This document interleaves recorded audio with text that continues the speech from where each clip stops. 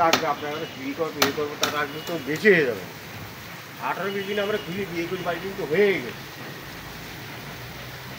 কী করবো কাজে এই অবস্থা চালা করবো।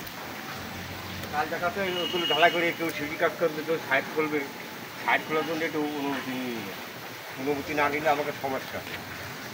কেন বলবো বিভিন্ন জায়গায় ফোন দিয়ে বেড়াচ্ছে আমার ইঞ্জিনিয়ারের কাছে। আমি কি ইঞ্জিনিয়ার বাড়ি করেছে কত না আমি বলছি তো কত 1 মাস লাগে কি কি হাত খোলার কথা ও আপাতত বলি আমারও ভাই